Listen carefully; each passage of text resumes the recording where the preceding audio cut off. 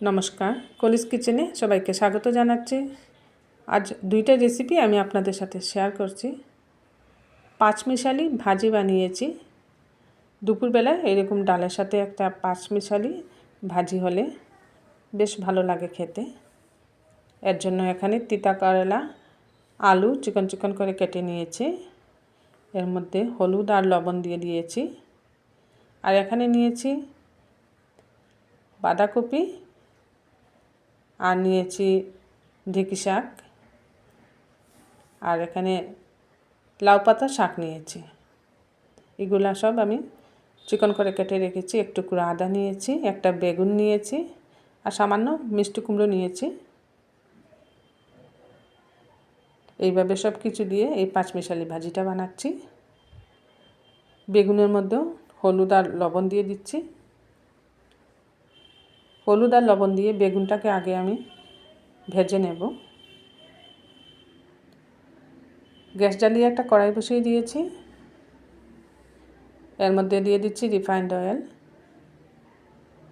যে কোনো ভাজি রিফাইন্ড অয়েল দিয়ে ভাজলে ভালো লাগে খেতে। হলুদ আর লবণ দিয়ে মেখে রাখা বেগুনটা দিয়ে দিলাম। বেগুনটা দিয়ে গ্যাসের হিটটা একদম কম করে উল্টে পাল্টে কিছু সময় বেগুনটাকে আমি একটু লাল লাল করে ভাজবো। আর বেগুনটা ভাজা করে দিলে ভালো হবে, ভাজির মধ্যে কাঁচা কাঁচা ভালো লাগবে না। বেগুনটা লাল লাল করে ভাজা হয়ে গেছে, এখন এটা উঠিয়ে নিচ্ছি। ওই তেলের মধ্যে কেটে রাখা মিষ্টি কুমড়ো দিয়ে দিলাম, আর সামান্য লবণ দিয়ে দিচ্ছি। মিষ্টি কুমড়ো আর লবণটাকেও খুব ভালো করে মিশিয়ে নিয়ে বেগুনের মতো একটু লাল লাল করে ভেজে নিচ্ছি। মিষ্টি কুমড়োটাও লাল লাল করে ভাজা হয়ে গেছে, এটাও আমি নামিয়ে নিলাম। এবার ওই তেলের মধ্যে তিতা কেরালা আর আলুটা ভেজে নিচ্ছি। এই সবগুলো আমি আলাদা আলাদা করে ভাজছি। আলাদা আলাদা করে ভাজলে ভালো হবে, কারণ কিছু সবজি আছে একটু শক্ত আর কিছু আছে একটু নরম। নরমগুলো তাড়াতাড়ি ভাজা হয়ে যাবে, শক্তগুলো শক্ত থাকবে। তাই আলাদা আলাদা করে ভাজছি যাতে খুব সুন্দরভাবে ভাজা হয়। তিতা কেরালা আর আলুও দেখেন মুচমুচে করে ভেজে নিয়েছি। এইভাবে লাল লাল করে ভেজে নামিয়ে নিলাম। এবার এর মধ্যে আরও 1 চামচের মতো রিফাইন্ড অয়েল দিয়ে দিয়েছি। কড়াইতে রিফাইন্ড অয়েল দিয়ে দিলাম একটা শুকনো লঙ্কা, আর দিয়েছি 5 ফোড়ন। ফোড়নটাকে একটু ভাজা ভাজা করে নিচ্ছি। 5 ফোড়নের গন্ধটা এই পাঁচমিশালি ভাজির মধ্যে খুব ভালো লাগে। এবার কেটে রাখা বাঁধাকপি, লাউ পাতা, ঢেঁকি শাক এগুলা দিয়ে দিচ্ছি হলুদ, আর লাগবে সামান্য লবণ। লবণটা খুব বুঝে ব্যবহার করতে হবে। সবগুলা ভাজার মধ্যেই আমি একটু একটু করে লবণ দিয়েছি। এবার ভালোভাবে নাড়াচাড়া করে মিশিয়ে নিচ্ছি। মিশিয়ে নিয়ে এক্ষেত্রে গ্যাসের হিটটা কম রেখে লাল লাল করে ভেজে নিচ্ছি। দেখুন এরকম ভাজা ভাজা হয়ে গেছে। এবার এর মধ্যে মিষ্টি কুমড়ো ভাজাটা দিয়ে দিচ্ছি। মিষ্টি কুমড়ো ভাজা দিয়েও একটু ভালোভাবে মিশিয়ে নিচ্ছি।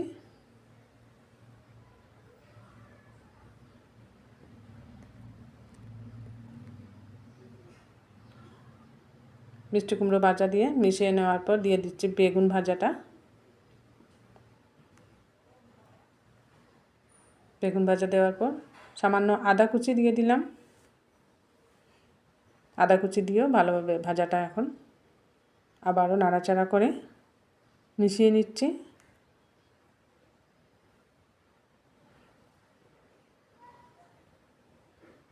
সব কিছু ভাজা আছে, শুধু মিশিয়ে নিলেই এখন হয়ে যাবে। সব শেষে তিতা কেরালা আর আলুটা দিয়ে দিচ্ছি। এগুলোও মুচমুচে করে ভাজা। এগুলা দিয়েও ভালোভাবে নাড়াচাড়া করে সব একসাথে খুব সুন্দরভাবে মিশিয়ে নিলেই তৈরি হয়ে যাবে পাঁচমিশালি ভাজি। তৈরি হয়ে গেল পাঁচমিশালি ভাজি। একটা সার্ভিং প্লেটে নামিয়ে নিচ্ছি। এই ভাজিটা গরম গরম ভাত আর সাথে ডাল হলে আর কোনো কিছুই লাগবে না, সব ভাত এই ভাজি আর ডাল দিয়ে খাওয়া হয়ে যাবে। দুপুরবেলা এরকম একটা ভাজি বানিয়ে নেওয়া যায়। আরেকটা রেসিপি বিকালে স্ন্যাক্স হিসেবে খাওয়ার জন্য আপনাদের সাথে শেয়ার করছি। গ্যাসে একটা কড়াই বসিয়ে দিয়েছি, এর মধ্যে দিয়ে দিচ্ছি 2 কাপ জল। এটা একটু মেপেই দিতে হবে, এর জন্য 2 কাপ জল দিয়ে দিলাম এখানে। জলটাকে ভালোভাবে ফুটিয়ে নিচ্ছি। জলটা যখন ফুটে উঠছে তখন এর মধ্যে সামান্য আস্ত জিরে দিয়ে দিচ্ছি। এবার দিচ্ছি চিলি ফ্লেক্স, ধনেপাতা কুচি, সব কিছু দিয়ে জলের মধ্যে একটু সময় ফুটিয়ে নিচ্ছি। এতে করে জলের মধ্যে ধনেপাতা, চিলি ফ্লেক্সের ঝাল ভাবটা খুব সুন্দরভাবে যাবে। এইভাবে কিছুক্ষণ ফুটিয়ে নেওয়ার পর এবার দিয়ে দিচ্ছি 1 কাপ সুজি। এর মধ্যে সুজির আগে সামান্য লবণ দিয়ে দিচ্ছি, লবণটা অবশ্যই দিবেন। লবণটা সুজির পরিমাণ মতোই দিয়ে দিয়েছি এখানে। দিয়ে দিচ্ছি 1 কাপ সুজি। আগে যেহেতু এর মধ্যে 2 কাপ জল দিয়েছিলাম, এই 2 কাপ জলের সাথে 1 কাপ সুজি দিতে হবে, তবে এর মিশ্রণটা পারফেক্টভাবে হবে। এবার খুব ভালো করে নাড়িয়ে নিচ্ছি। নাড়াতে নাড়াতে যখন দেখবেন এইভাবে একটা মন্ড হয়ে এসছে আর কড়াই থেকে ছেড়ে এসছে, তখন এর মধ্যে সামান্য রিফাইন্ড অয়েল দিয়ে নামিয়ে ঠান্ডা করে নেব।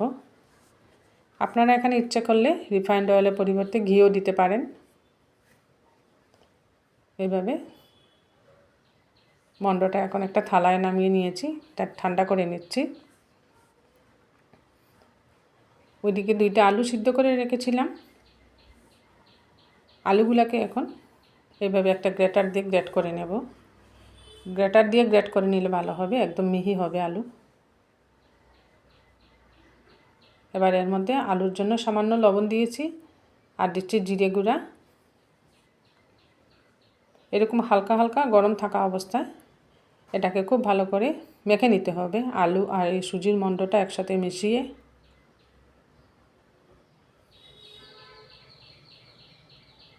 খুব ভালো করে মেখে, যেভাবে রুটি করার জন্য আমরা আটা মেখে থাকি সেরকম বানিয়ে নিয়েছি। এবার একটা বেলনি চাকি নিয়ে এর মধ্যে এটাকে একটা লম্বা রুল বানিয়ে নিলাম। ওই মন্ড থেকে কিছুটা মন্ড নিয়ে আর একটা ছুরির সাহায্যে ছোটো ছোটো পিস করে নিচ্ছি। খুব তাড়াতাড়ি হয়ে যায় রেসিপিটা। গ্যাসে একটা কড়াই বসিয়ে দিয়েছি, এগুলো ফ্রাই করতে হবে। এর মধ্যে দিয়েছি রিফাইন্ড অয়েল আর ওই গুল গুল করে রেখেছিলাম কেটে এই মন্ড থেকে এগুলাকে এইভাবে গুল করে চ্যাপটা করে আর একটা পেন্সিলের সাহায্যে মধ্যে জায়গাটা গুল করে এইভাবে আমি একটা বড়ার মতো শেপ দিয়েছি। এইভাবে বড়ার মতো শেপ দিয়ে এগুলাকে তেলে লাল লাল করে ভাজবো। যে কোনো ডিজাইন দেওয়া যায়, যার যেরকম পছন্দ সেই রকম ডিজাইন আপনারা বানিয়ে নিতে পারেন। আমি এটা দই বড়ার যেরকম ডিজাইন থাকে সেই দই বড়ার ডিজাইনের মতো বানিয়েছি, বা ডোনাট যেরকম থাকে ডোনাটের মতো বানিয়ে এগুলাকে ফ্রাই করে নিচ্ছি। এইভাবে লাল লাল করে ফ্রাই করে নিয়েছি, খুব মুচমুচে হয় খেতে। দেখুন খুব সুন্দরভাবে ভেজে নিয়েছি। আর আরেকটা ডিজাইন আমি বানাচ্ছি, ছুরি দিয়ে যেরকম কেটে রেখেছিলাম সেরকমভাবেই ভেজে নিচ্ছি। এভাবেও একটা ডিজাইন তৈরি করা যায়। এগুলোকেও মুচমুচে করে ভেজে নেব। আমার এই রেসিপিটা যারা ফেসবুক থেকে দেখছেন ফেসবুক পেজটা ফলো করে নেবেন, আর যারা ইউটিউব থেকে দেখছেন কলিস কিচেনটা সাবস্ক্রাইব করে নেবেন। বিকালে চায়ের সাথে স্ন্যাক্স হিসাবে দারুণ জমে যায় এই স্ন্যাক্স রেসিপিটা।